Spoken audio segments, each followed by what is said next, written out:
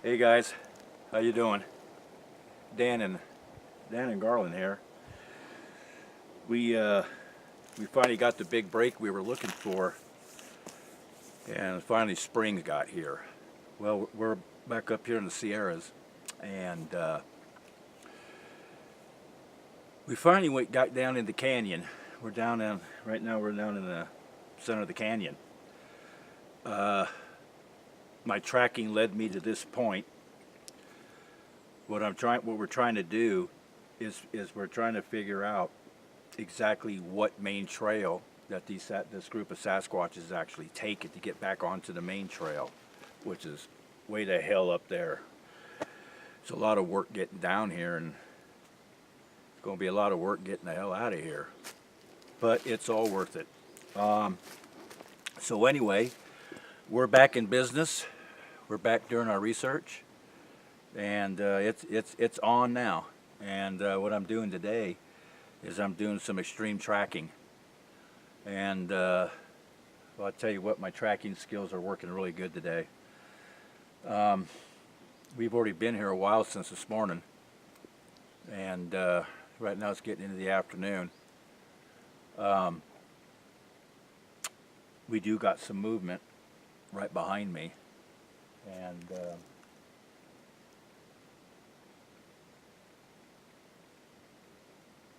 it was moving around just about a minute ago, so but it's set still now. Anyway, so we're back to work, guys. Now I got some things I'm going to show you, and as in some evidence. And before this video's up, what I'm going to do is I'm gonna give you a little piece of some more information that comes out of my personal journal, and of the 5 years of research. And what I'm about to tell you, which would be later in this video, that'll be part 2 to that series. Believe you me, there's a lot more material, but I'm not gonna give it all out. Okay. Sorry about that, but that's just the way it is. But at least I'm giving you something. I figure I'm giving you the highlights so you do realize that the Sasquatch, yes, is real. And anyway, I want you to check this out. Right now, you see right now what it is, this particular group, because now we're finally in the spring, summer's around the corner, they're starting to get prepared to start building their little above ground structures, okay? And they've already started. Come here, look at this.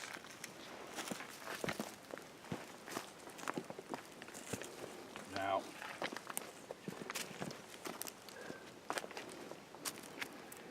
this did not even come from this, it didn't come from here. And as you could tell, they've been walking all on it. And these were literally, they're not cut. See, as you can tell right here, these are ripped. They were completely ripped right out of the tree. And it came from up here somewhere. Look at this. They drug it. I believe they were in the process. When we came down into the canyon, we came up about, what do you figure, about maybe, probably about 200 yards up up this pathway, about 200 yards, as we were coming down. Did you hear that? And look at this.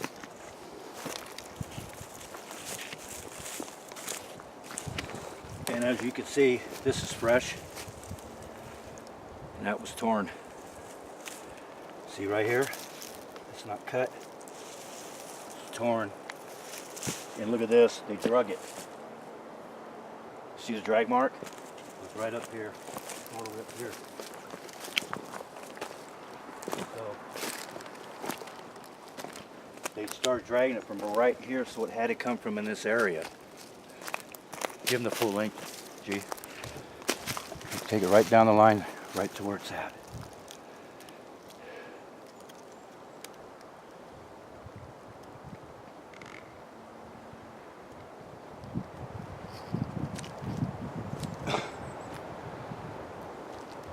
Okay guys,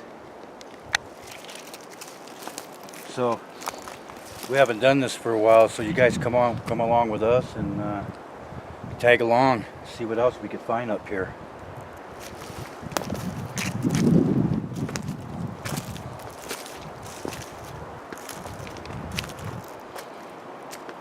This looks like some more from that tree. Rip, that's fresh. That is fresh.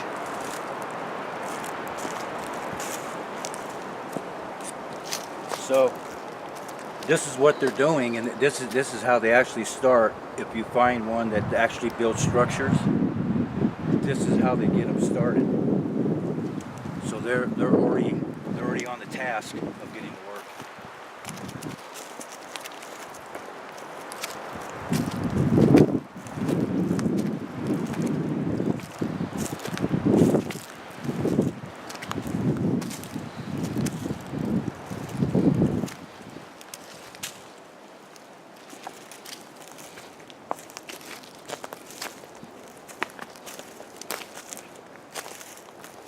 And you can see how just thick these woods are. Give them a shot up there, G. And we discussed you coming down the canyon in that. It's a hell of a lot of work.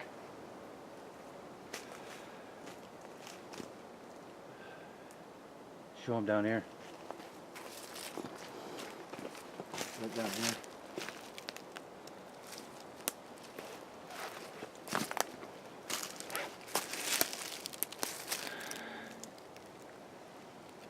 Something dark right there. See it?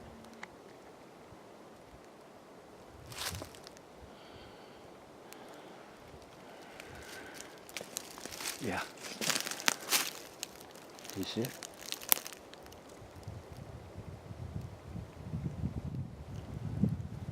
Okay, stop.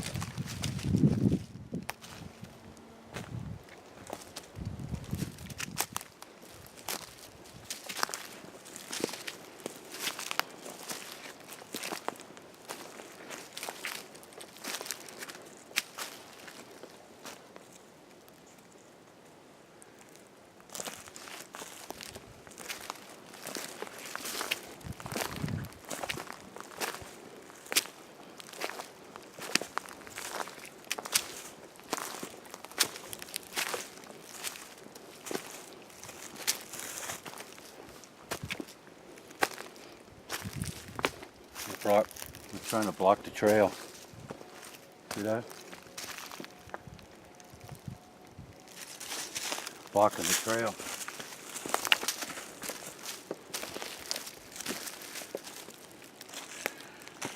Which means when they do this, they'll lay logs or whatever, or big huge tree branch they lay across the trail like this.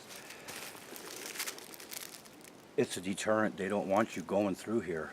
They don't want you doing this. Look at this. See that one laying across in there? That was put there. Let's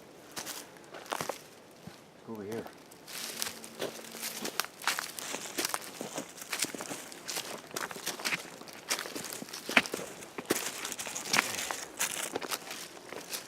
I'm going to take a quick breather right now. We do have movement to my left. It's been here for probably about the last 5 minutes now, maybe longer. Sometimes what you got to do, you move around a little bit, stop a little bit, you might catch them off guard, and they'll take that extra step. So anyway, I got a quick second here. What I'm going to do is I got some questions that were asked me. I figured I might as well do it right now while I got the time. and I told you I would ask you to, I'd answer them the best I can, okay? This one here is from Nikki Brookhart. Hi, Nikki. Interesting questions. And Nikki, she asked me several questions, and one was, do females leave their group? When you do have a group, because they do have their own social system. Once you are the group members stay together. Okay. More numbers is a better thing. Okay, better for survival reasons, better for self-protection reasons. So it's a lot better deal. They don't leave the group, not that I know of.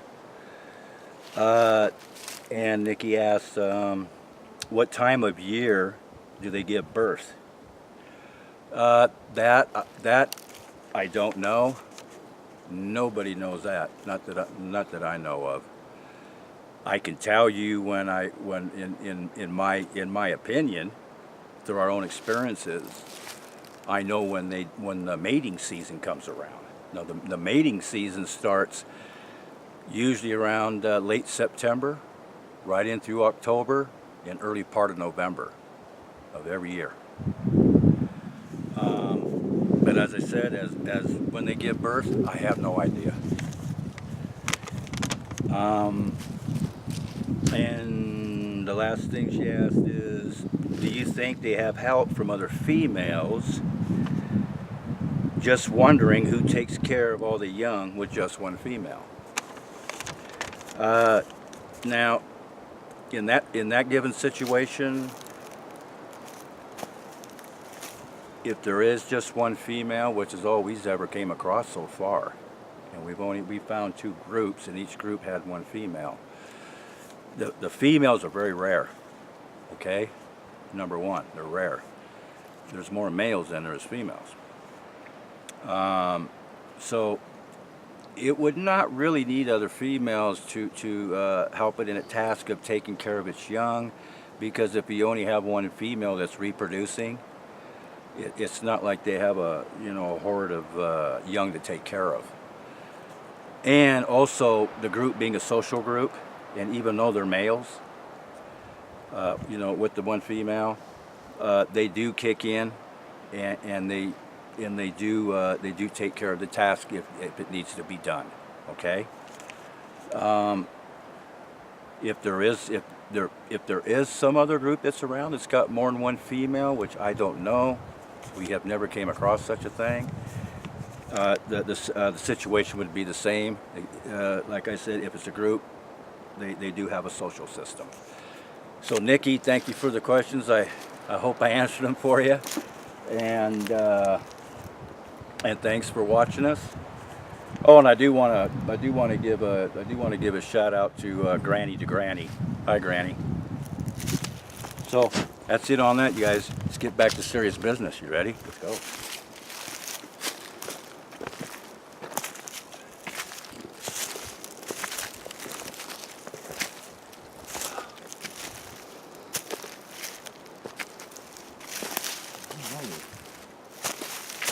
Hey,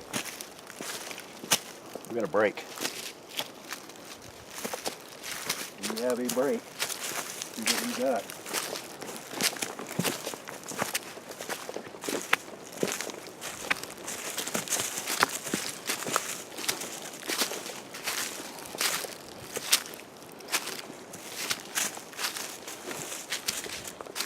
Oh yeah.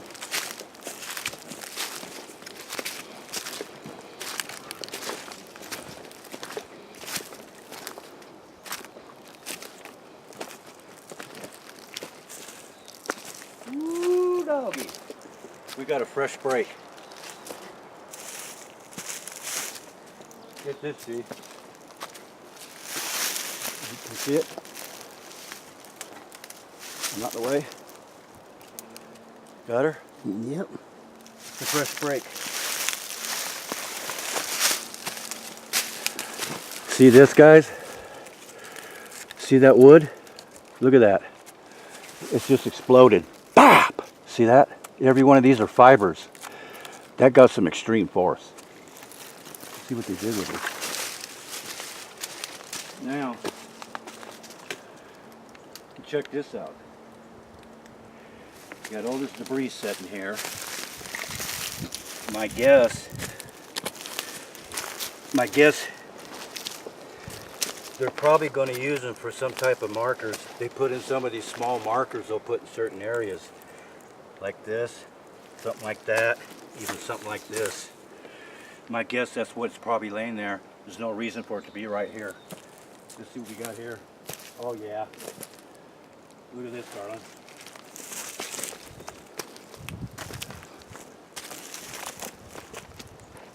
They were right here standing on it.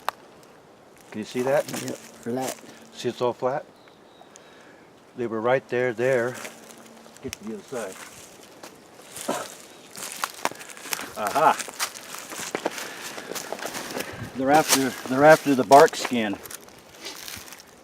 Look at this, guys. Teeth marks. You got them, G? Yep. Right here, there. See the teeth marks?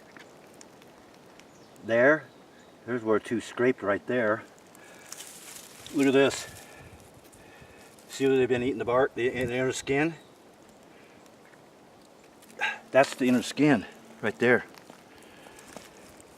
Anyway, that's what they're eating on. My guess too, they're trying to get some of the sap. You can smell it. Yeah. And that, now you can see where they were standing right there. See how it's all flat, even up in the hair. They were squatted right here, feeding off this. You know, like you would a cob of corn. That's what they were doing. Probably squatted just like this, and they're just. Ain't that something? Never stopped to amaze me.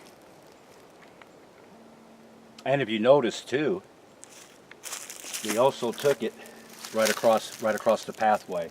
So what they're basically telling you, not only were they feeding on it, but what they're telling you too is, hey, you know what? This is as far as you're going to go. They don't want you going any further down this pathway. Yep, that's exactly what it says. Wow. Let's go up here.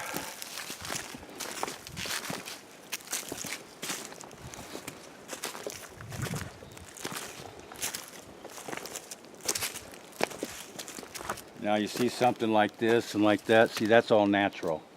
This is all natural. Something like that, that's unnatural.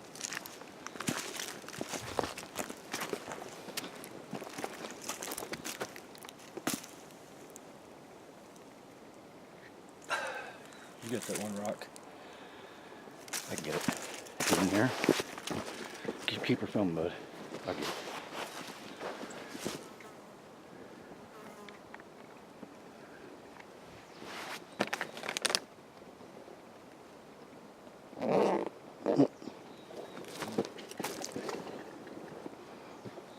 Oh, it's down the bottom. It's in the back zipper.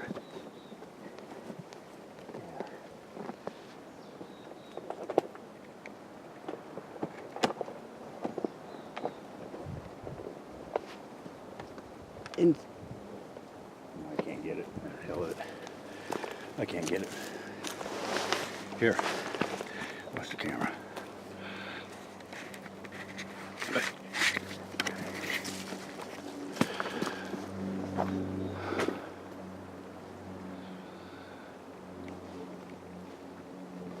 We're just taking a time out right now, guys. Garland's getting something out of his bag to got something to show you.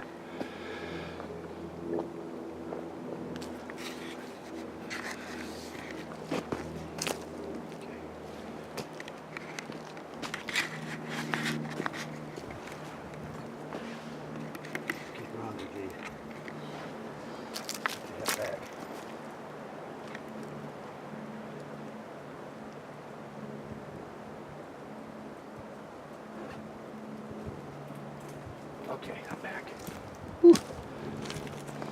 Sorry about that, guys.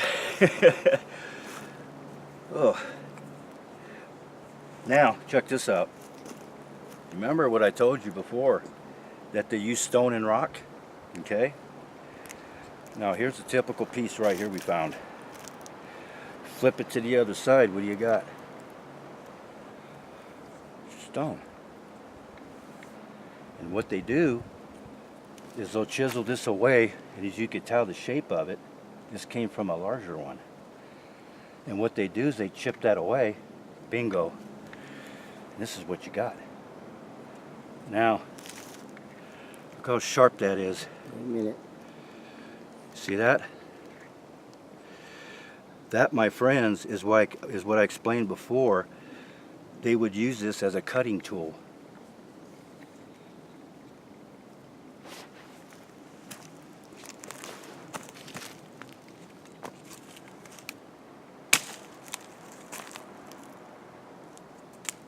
And they'll go right down.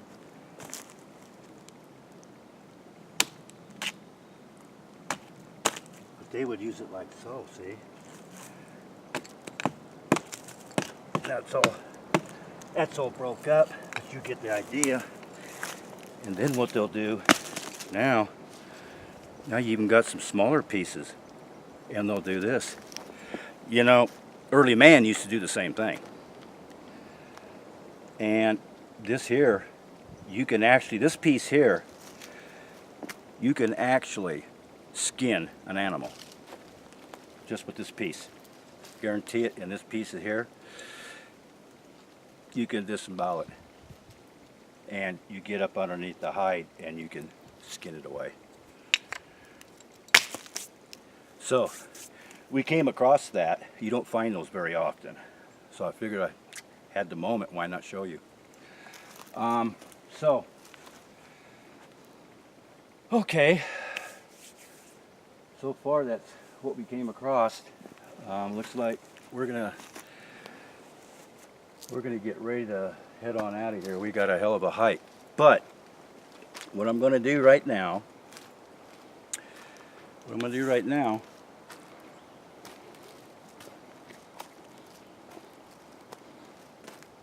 is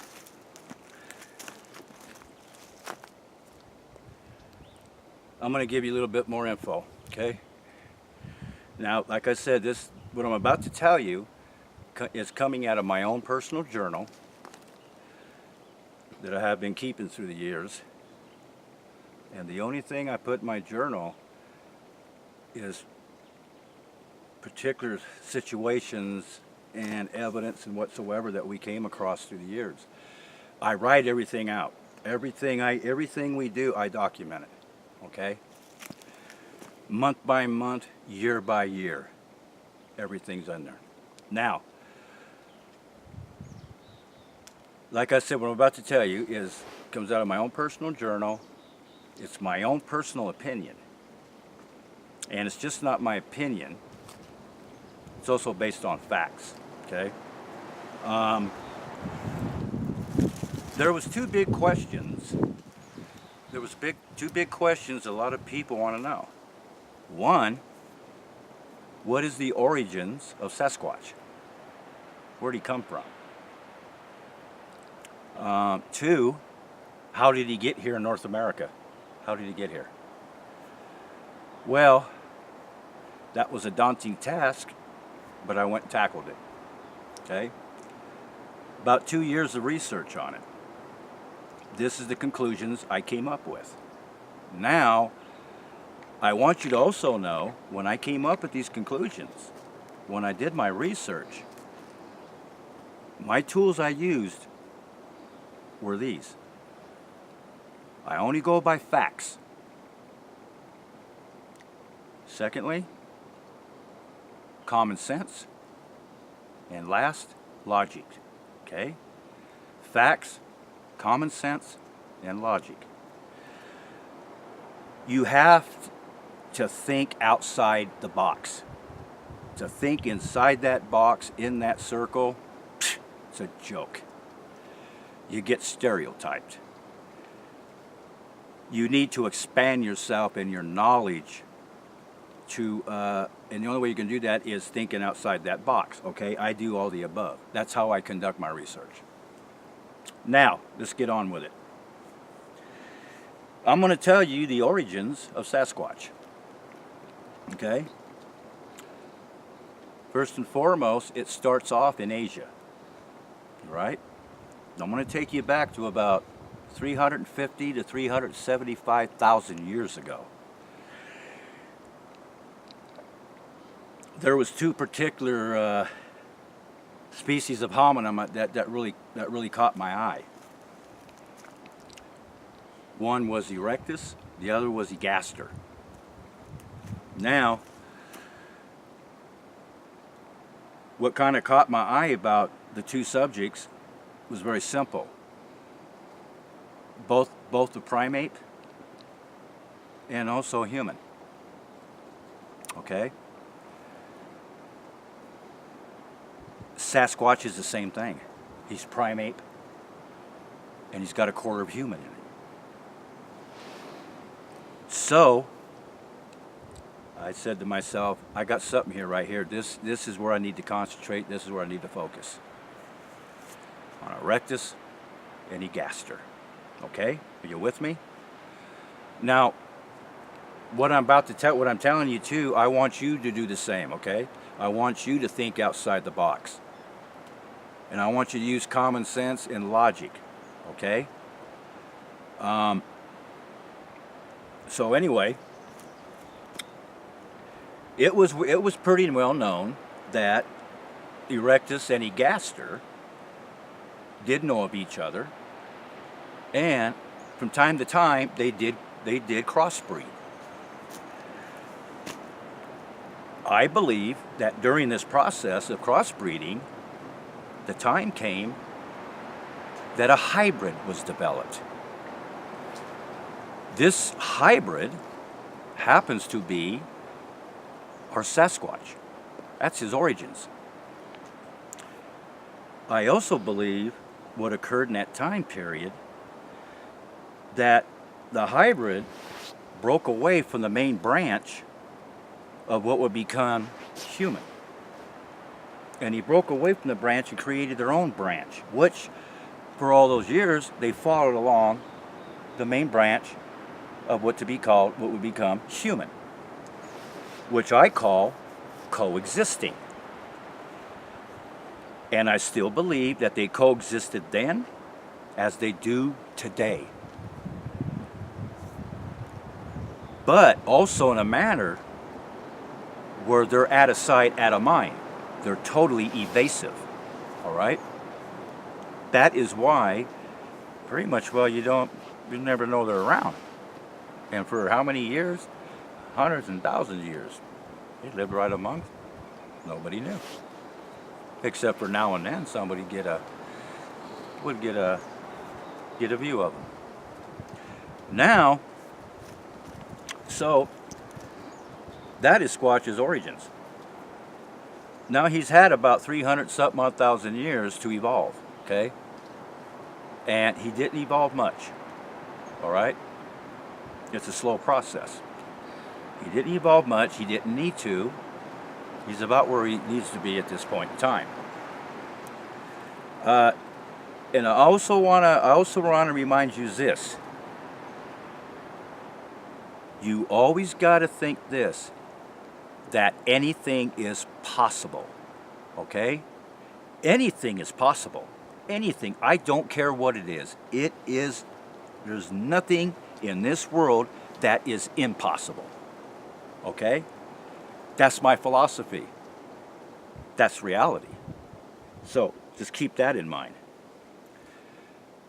So anyway, now, how did he get to North America? Okay. We're going to go back to Asia because that's where it began. Okay. I'm going to take, now let's move forward in time. I'm going to take you to about 35,000 years ago. Okay. Now we're at 35,000 years ago. At that time period, we were in what they call a glacier era. Okay. So everything's frozen. And early humans at that time period, as we're going across Asia, and of course when everything's frozen, food is scarce. Okay? Everything is just scarce. Game is scarce, vegetation is scarce, just about everything. So early man, what he was doing, he was constantly on the move. Okay? So he's traveling across Asia. During this time period of the glacier era, 35,000 years ago, something fantastic happened. And it only happened a few times in history that we know of. And two major continents were connected. Asia and North America were connected 35,000 years ago. By what? The Bering Land Bridge. I believe that as the early hominins were traveling across Asia, and when this big event occurred, they were following the food, and they followed it right across the Bering Land Bridge, okay? As they came across the Bering Land Bridge, so did our Sasquatch, because he coexisted. He followed right alongside with them. Not literally, but you know what I'm saying. He followed them right across the Bering Land Bridge. Now a little time goes by, okay? What happens? Glacier era, the glacier era is done. Ice all melts away. Oh, the oceans rise. The Bering Land Bridge disappears. And what happens? Asia goes back where it's at. North America goes back where it's at. Boom. The two continents are not connected no more. Bada boom. Sasquatch is here. And he's here to stay. He's been here for 30-something odd thousand years now in the Sierras and in North America. And it does make pure logic and common sense for the sheer fact you could look at a lot of the old archives from all the tribes, the Native American tribes that lived up and down the Sierras, and it goes back thousands of years, where they actually